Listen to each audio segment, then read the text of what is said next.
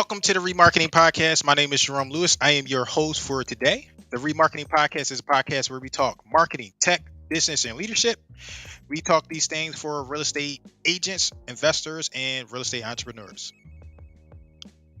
The REmarketing Podcast has two purposes. Purpose number one, to spotlight you, Jay, your business, your service, or product in a way that provides value to you, including market exposure and content creation. Purpose number two, to educate and inform our audience and listeners. All right, so I'm going to do a brief intro of, we have a special guest today. This is my brother, so prepare yourselves. Jay Hurtt is a market center coordinator for Keller Williams, Philadelphia, one of the largest market centers KW has to offer. He assists over 580 real estate agents in all matters, from remaining in compliance all the way to generating leads. When he's not working with his numerous agents, he's being a devout father. He has a 7-year-old, my lovely niece, going on 26, which has him running around more than his agents do.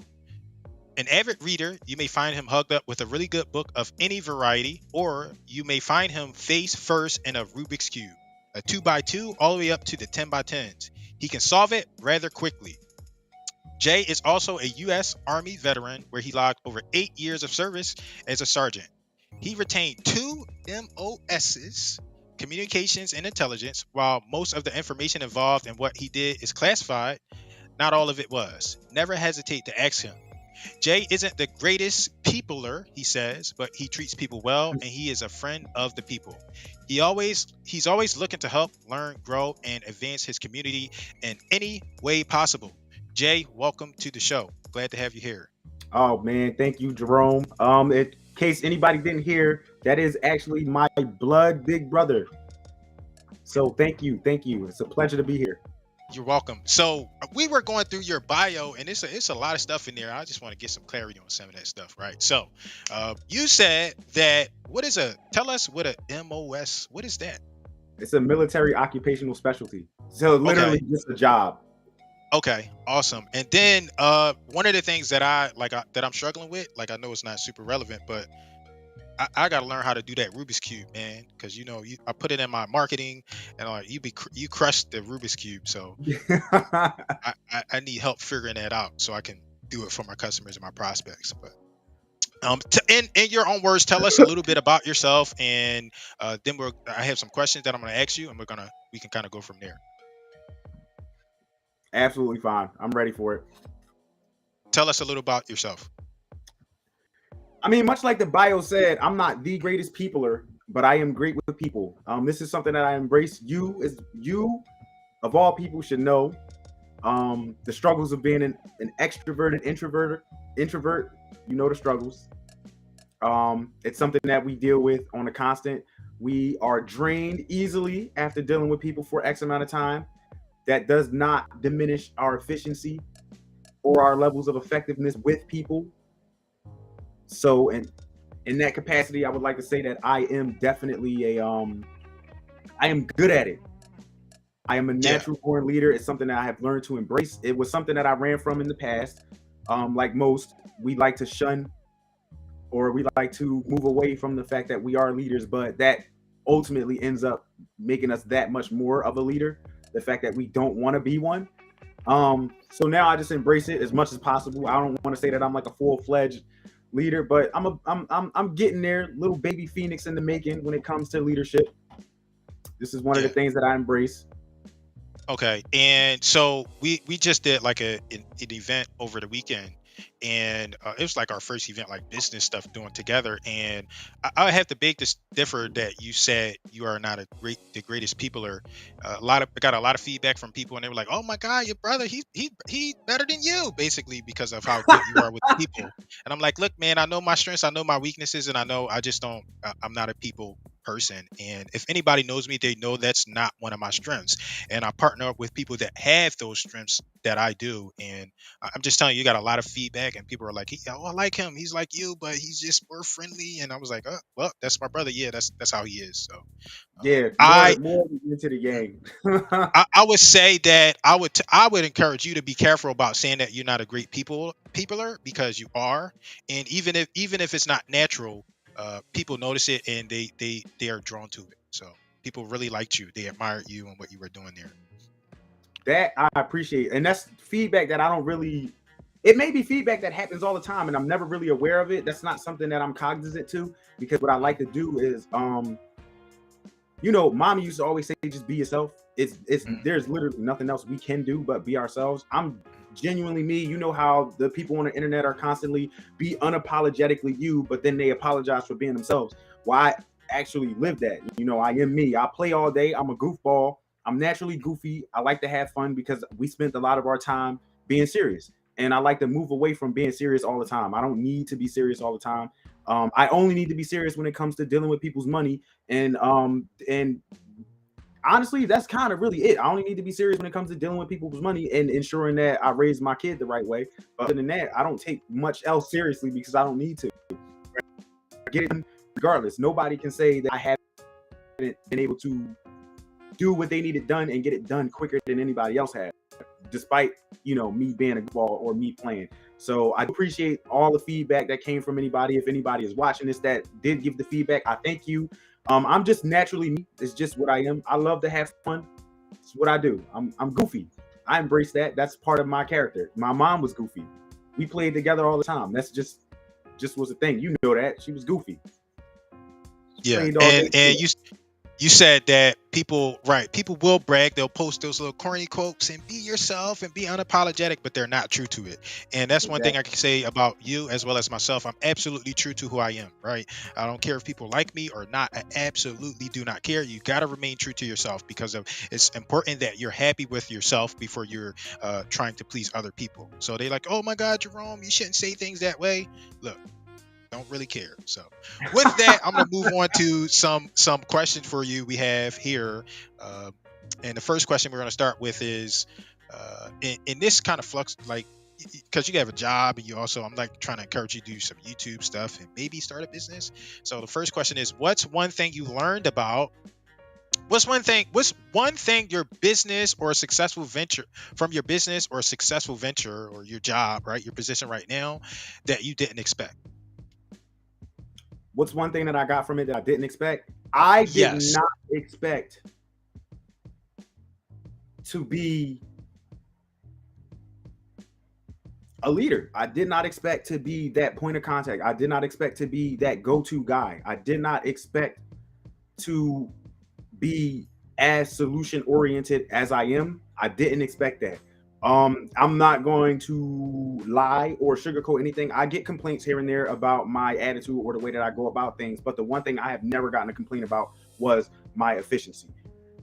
That's another thing that I like to make sure that is a thing. If you may not like me, but you will like my work ethic, you will like my hustle, you will like my grind. There's nothing to dislike about my work ethic or my efficiency. There may be things to not like about the character, but the work you will like. So that's one of the things I did not expect to learn. I did not expect to come across that and learn to embrace that and have it be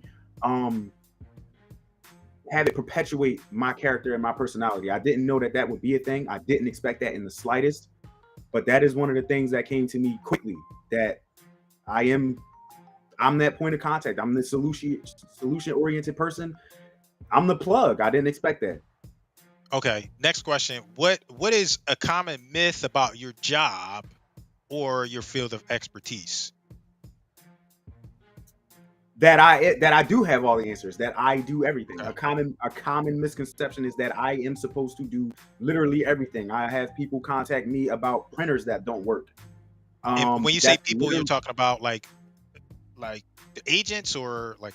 Oh, okay, yeah, agents, but but realistically, it's a thing that happens all the time. Even leads, people actually expect me to know answers to questions that I've never been asked before, things that aren't even in my realm. And I feel like that's really for anybody. I'm sure the same thing happens to you. That's one of the things it happens all the time.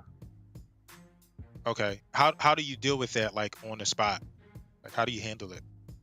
On the spot, if I don't give you an attitude, which I'm not supposed to, we got to walk through it. We got to walk through it backwards. I kid you not. I literally had somebody come to me about the shape of ice cubes that came out of the refrigerator at work. That's a real thing. So with questions like that, it's really hard to be like, yo, are you serious right now? Are you really asking me about why the ice cubes are shaped the way they are? So I got to work backwards as opposed to immediately losing my cool. I have to be as patient as possible. This, what I'm realizing now is that people haven't really migrated from the child or toddler or adolescent like mentality. So you have to treat them as such. Unfortunately, I hate to put it that way, but that's kind of what it is. So you got to work backwards. All right, well, did we have ice cubes before? So you got to work backwards in the sense that, yeah, all right, you're asking me this question. Why are you asking me this question? Let's work backwards. Let's figure out let's see if we can get to the answer before you even had the question. Okay. Along the same lines, tell us about one of the biggest challenges you're facing at that role in that position, and like what you're doing to resolve it. One of the biggest, probably the biggest, yeah, like the biggest issue you're having and what you're doing to resolve it. The biggest issue I'm having is no one wants to read. That is the biggest issue that I'm having. We have business professionals that do not want to read. We don't even need to discuss how pivotal reading is. It's unfortunately a lost art, so a lot of things go by the wayside. I have a lot of agents that lose leads because of their ability to read. I have some that are not in compliance because they refuse to read. I have some that blatantly tell me they do not read. If you do not read, you do not lead. So my biggest problem is having people that refuse to read, and it's a staple. It's not happening. And what I'm doing is I'm learning to move away from the writing aspect of it and learning to reach out to these people in the ways that they're familiar with. So you don't want to read? Okay, fine. And here comes a request for your compliance via a goofy video, because now I can adapt. I can insert my personality. I can be assertive with my personality and get you to do what I want at the same time. So that's my solution to the problem. Using the technology available to me, like remarketing, using the technology that's available to me to reach a larger base or a larger group of people without actually having to sit down and type out this email that no one's going to read. All right, I got it. You're not going to read. Cool. But you're going to watch this video because it's got stupid music in the background, and it's got me being an idiot. But you got the message. I'm okay with that because that's my character. So that's my solution to that problem. It's to reach you in a way that you're most comfortable and familiar with. Yeah, and I was going to suggest that because that's what you have to do when you're serving people. You have to adjust to how you can reach them, and it gets a little bit annoying, but that's what anything is about. It's about serving others. So you become the best you can be so you can serve others, and that's a good way to serve them. That's why TikTok and Instagram Reels, and we had a conversation last night. I showed you all of my views. It's so effective because, like you said, people don't want to read, and it's like, just because they don't want to read doesn't mean I can force them to read. So how can I reach them? I can make goofy videos, do silly stuff, and kind of go for it from there. So I was going to suggest that, but you already got it figured out. The next question: what's one piece of advice you would give someone starting out in your position? The same advice that I would give anybody for anything: patience, okay.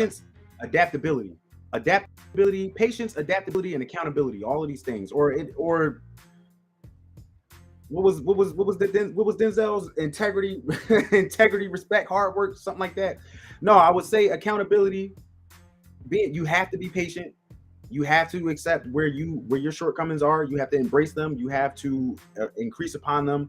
But for anybody that was starting in my field, I would definitely let them know that it will take an excessive amount of patience to the point where you don't even know that you can be patient anymore.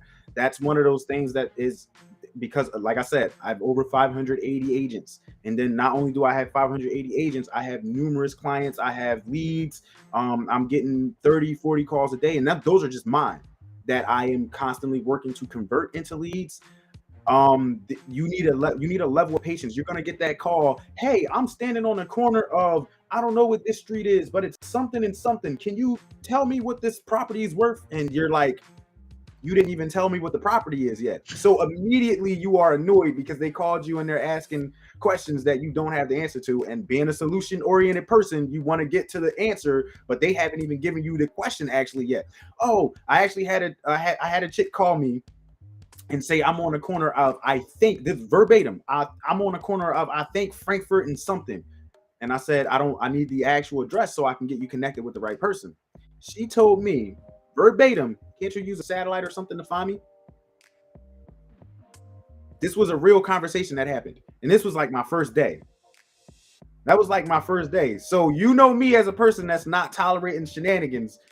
I got to sit on the phone and listen to this chicanery, and it's not, I gotta be, I can't be abrupt. I can't be rude because I potentially lose a lead if I give her attitude. She's going to REmax, or she's going to, you know, Caldwell or somebody else. She's going to go to, or EXP, dare I say it.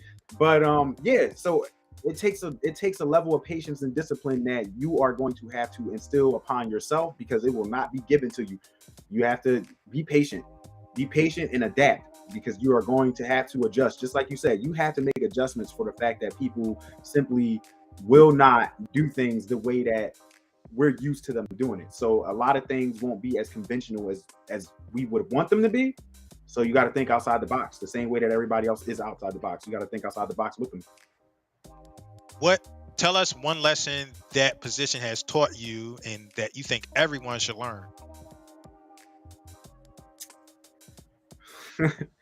I would say reading is fundamental, like I said before, but I don't want to run that into the ground. So, one lesson that position has taught me is that's not reading is fundamental. One of the lessons that it taught me is,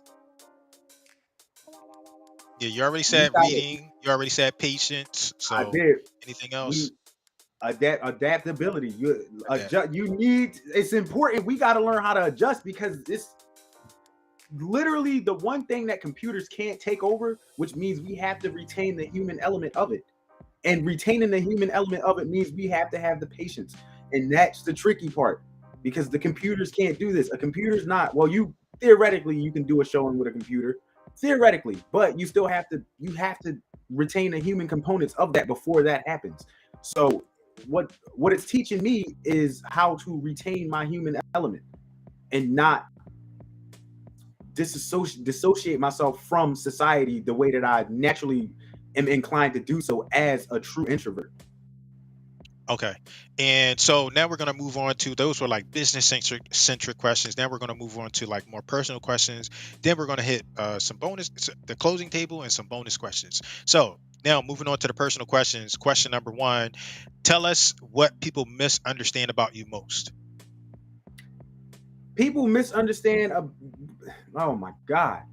People misunderstand a lot of the things that I say. No matter how meticulous I am with my words, they are constantly misinterpreted. They are misconstrued often. And I like to be as concise as possible.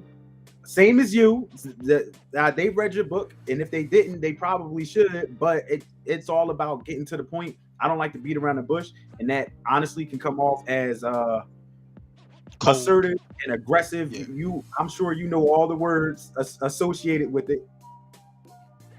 Rude, etc. So can you think of a last example on how that happened to you? Like, was it a recent conversation? Was it weeks ago? Like, how was that? Tell us about that. Today, Friday? Yes, today's Friday. Wednesday, we do our team meeting every Wednesday. And we're sitting in a team meeting. It's the executive leadership team, me and the rest of the leadership team. We're sitting down. They're going over weekly updates. It gets to me, and usually I'm short and sweet because I always am. They get to me and I'm like, all right, usually I don't have a lot of updates, but this is one thing that I'm working on. I need to find a way to get these agents to clear their voicemails. I'm transferring calls to people. I'm transferring leads to people that have full voicemails. So they're losing leads.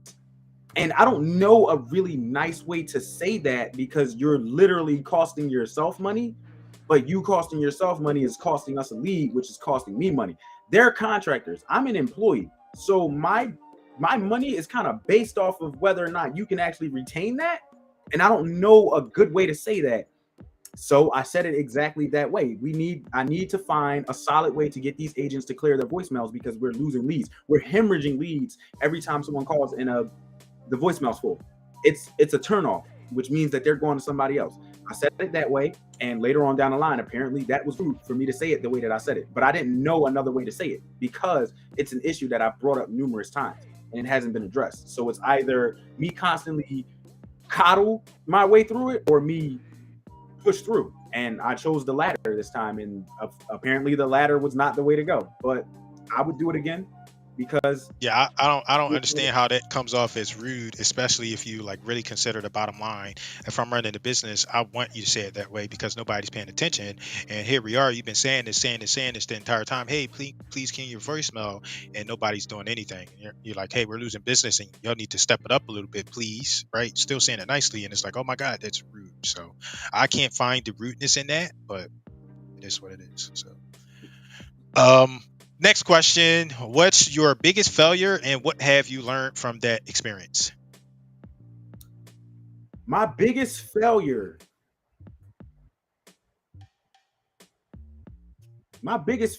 is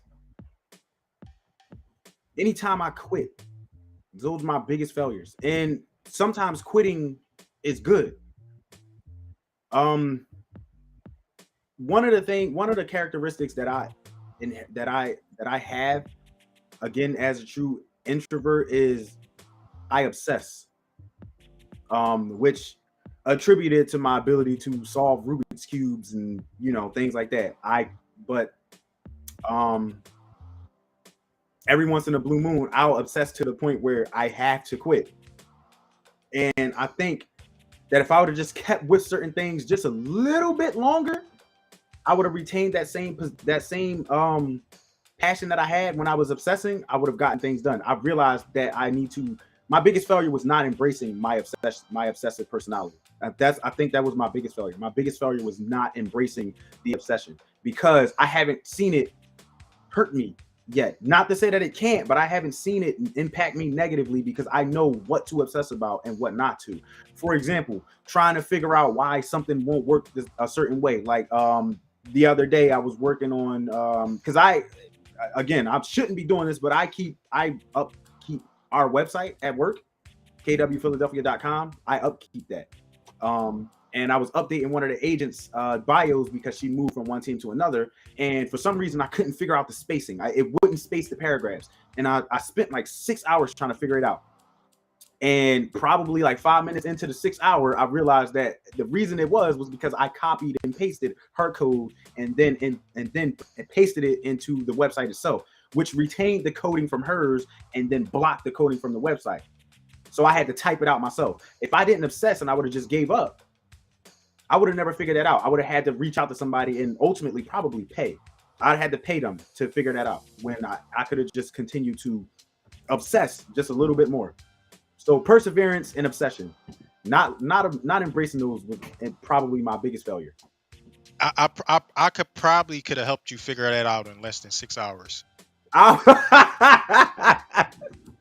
Pretty sure we could have figured that out. Like, what's going on with this? I'd have been like, look, this is what's going on. I'm pretty sure we it was a cumulative total. I was doing other things. Still though, it's a long time. Tell us about an insult that you received and that you're proud of. I get called arrogant a lot. I know you do too. I get called arrogant a lot. And what people fail to realize is I'm not really that prideful of a person, and I definitely don't know it all. I'll be the first to tell you I don't know it all. I know a little bit about a lot, and me knowing a little bit about a lot makes me look like I know a lot. So I get called arrogant. Oh, you think you know this and you know that, man. The fact of the matter is I did research where you didn't. So naturally, I do know a little more than you do. I don't beat people over the head with the knowledge that I have. It's just the simple fact that I have the knowledge. If you want it, I got it to give. But I mean, that's one of the things where it used to insult me, like, oh, well, you arrogant. And I used to sit down and evaluate myself. But again, I'm going to keep saying this the way that I say it. Being a true introvert has allowed me to reach a level of introspection that most people don't. I know my flaws and I know my strengths. I know my weaknesses. I know my strengths. And I found a way to channel my weaknesses and turn them into strengths, or at least fortify them so that no one can bash me for them being my weaknesses. I don't hide them. I embrace them. Yeah, all right, I'm weak in this facet, but I'm willing to learn. Most people have weaknesses and they're not willing to try to strengthen them. There's no fortitude in it. I have the intestinal fortitude to try that, to do it, to make it better. So getting called arrogant doesn't really bother me anymore. In fact, it propels me. It perpetuates me. It makes me feel a whole lot. It's fuel to the fire. All right, cool. I'm arrogant. That means that I know something that you don't, or that means I know something that you were afraid to learn. Again, my perseverance has allowed me to absorb that information where you fell short. I'm cool with that. All right. Next question. So those are the personal questions. Now it's time for the value add and bonus questions. Then we're going to get to the closing table. So I have 2 questions lined up for you. The first question: how can someone add immediate value to you or your business or your job position? So anybody can add value to me, my position, my company, my life by being genuine. As corny as it sounds, that's all we really need. People walk away from relationships, they walk away from companies, they walk away from partnerships, companionships, they walk away from leadership because of a lack of people being genuine. So if you want to add value to me, my life, my company, be genuine. It's a whole lot easier to navigate because now we are, as the youngins would say, we're vibrating on the same frequency. We're both being genuine people. There's nothing to hide. You don't have to browbeat. You don't have to fake. It just is what it is, which means you are naturally yourself, which means you're not, you are 100% yourself, which means you are more effective. You are more efficient, which allows me to be more effective and more efficient because we are both being genuine. And I feel like that, that works on every level. Just being genuine. That's what brings value to me, my company, and everything else. Be genuine. It's easier. I like that. I appreciate that. Genuine, authentic. Just be yourself. Don't do that other stuff. So now we're ready for the closing table. I got 2 questions for you. The first question: what are 3 books you recommend to the audience, and why do you recommend those books? Oh man, our books. Number one, I know everybody, a lot of people are fans of the 5 love languages. I know they are. A lot of people don't know that there are more than one. There's one for the singles as well. But that's neither here nor there. I'm not gonna put that one up there. What I'm gonna put up there is The Mastery of Love by Don Miguel Ruiz. Because it allows for a certain level of introspection that most people don't reach, even though it's his own. It helps you. That's one. Another one is Naturally, The Art of Seduction. Most people think that people read that to pick up chicks. I get that all the time. Oh, you read this to pick up girls? Yeah. Blah, blah. No, I don't. I read it to understand the personalities of other people to make sure I'm not being seduced. I need to know the characteristics of other people. I don't need to seduce people because most people think that they are worthy of this grand seduction when they're not. Like you ain't even that hot. You ain't that nice for me to be sitting down reading 500 pages of how to seduce you. You ain't even 1 page worth of seduction. Now, most people don't realize that. So I read that. I recommend that definitely so that you can realize, realize real lies. You know what I'm saying? Remember people used to say that too. Remember that was a thing? Well, that's going to help you figure. Yes. That's going to open your real eyes so you can realize the real lies. The Art of Seduction. The Art of Seduction, Robert Greene, if I didn't say that already. I would say the 48 Laws of Power, but that's also Robert Greene. So I'm gonna move away from that, and I'm going to say the third one. I don't know. I'll be stuck somewhere between one of my favorites, and those are, as you would say, theory. So I'm gonna move away. Share it. No, share it. I don't know. I don't think that they would hit the same way. So if I had doesn't matter. Yeah. So we got Miguel Ruiz. What is it called? The Introspection of Love or something? No, The Mastery of Love. The Mastery of Love. We got Art of Seduction by Robert Greene. Yeah. And one more. Can you can call a lifeline? You got your lifeline in there? Boom, boom, boom. She gonna say Rich Dad Poor Dad. Okay. She gonna say Rich Dad Poor Dad. Have you read that? Go ahead, Candy Graham. Rich Dad Poor Dad. Yeah, she's nodding yes to the crowd. Rich Dad Poor Dad. Rich Dad Poor Dad. Can we get a special guest appearance on why? Can we get a special guest appearance on why? You can just speak it. Speak close to the close to the Speak mic. up. Make the music with your mouth, baby. Oh, come on, say it. Really? Bismarck. I feel like that's a foundational book for people trying to build wealth.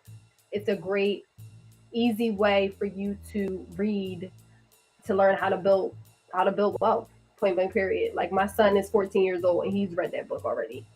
So by him learning those strategies and those action steps now, it's propelling him for his future. So then that way he can accumulate the amount of wealth that he wants to accumulate for the future.